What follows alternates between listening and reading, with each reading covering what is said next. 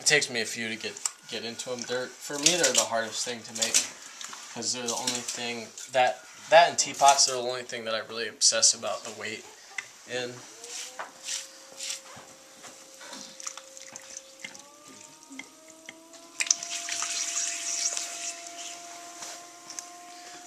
And I use stiffer clay for pitchers than I do for anything else.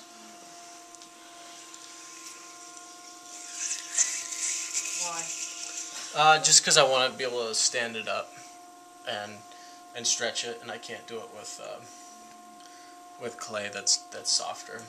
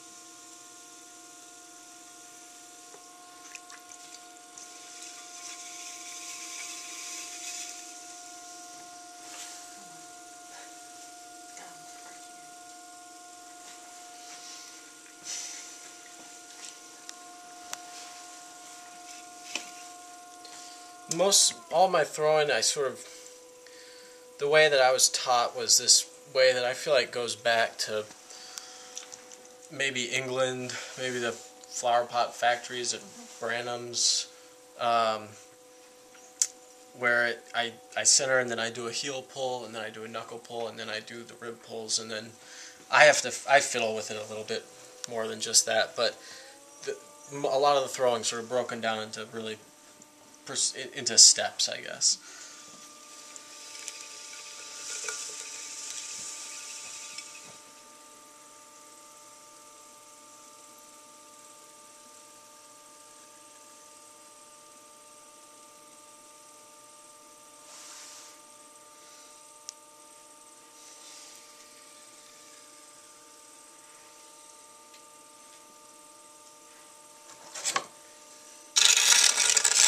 You can hear how rocky that clay is. You could have a serious groove in your wheelhead soon.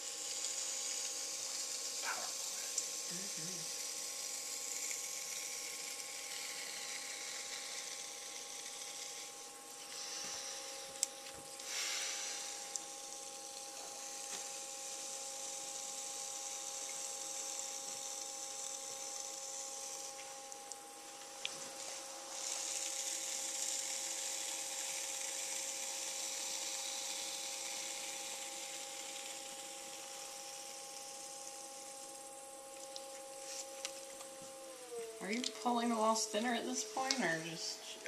As they go out, they're getting thinner. But the taller pitchers have to try to get them really as thin as possible, sort of at first, and then because as you go out, it'll thin. But these don't go out really, like I don't belly these out, so they don't lose a whole lot.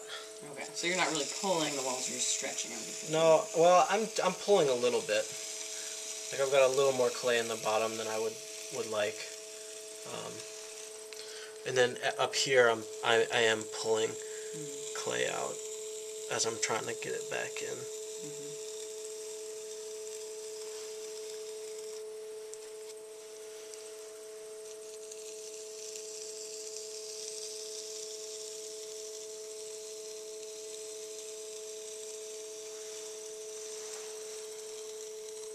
And I always leave a lot more up top. Like this is deceiving.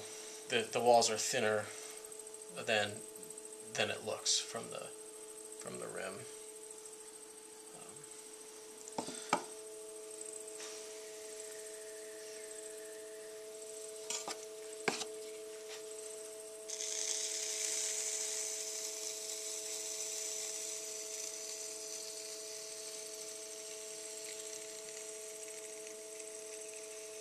Is that actually a pottery rib, or is that some kind of other gadget that you... This? Yeah. This is just a rib that that I used. Matt Jones gave it to me when I was his apprentice. Yeah. And it's just probably a piece of poplar that he cut, and it used to be straight here, but it's just gotten worn with use. And then you just sand a edge onto that side and drill 3 holes. Because it makes it much more stable. And then these, I also use these metal ribs a lot. I've got 2 sizes, one that's larger, and these have this, they've got 2 fingers, so you can really manipulate them and hold them like that and move a lot of clay with them.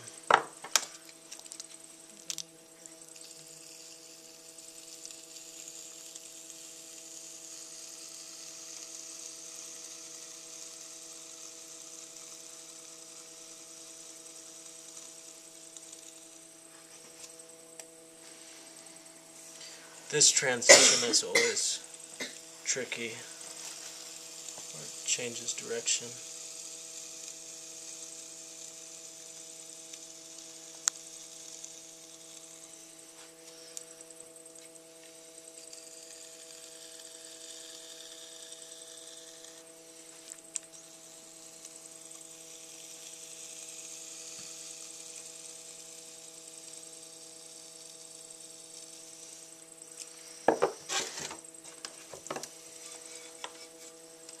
Then usually the last thing that happens, well, I should actually make this.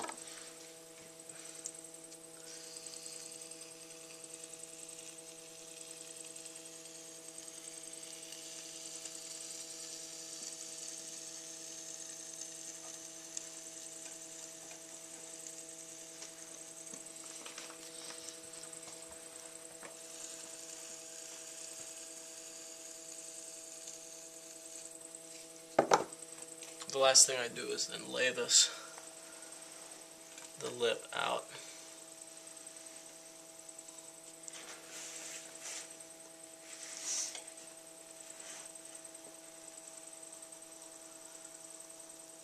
And I don't do any pulling of the spouts, so it's really important that I get that thing laid way down to get the profile that I think is really nice for these pictures.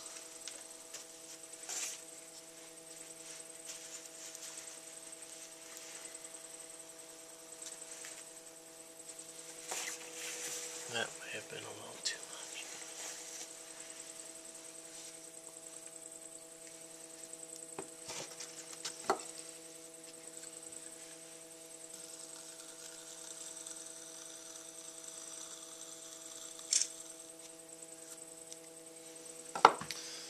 I'll use the ends of these needle tools.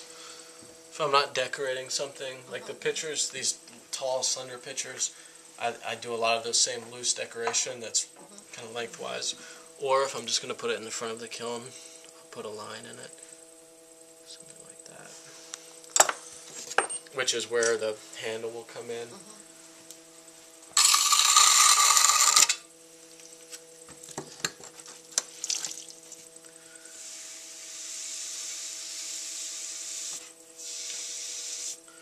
And that just finishes the bottom like that.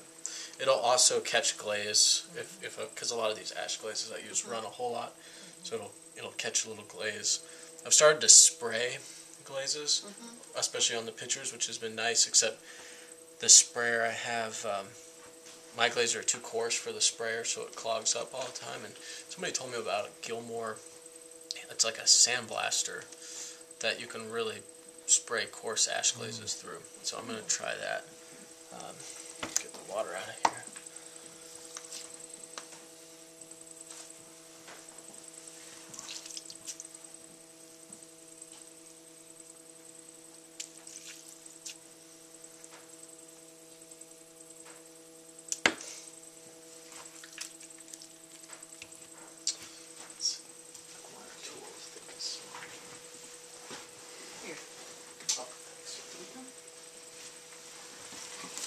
My wire, I use these nylon. I just make them. I use fishing line because the metal ones I always find they start to fray, and you clean them off, and you get one of those little pieces of metal like an inch or two in your finger.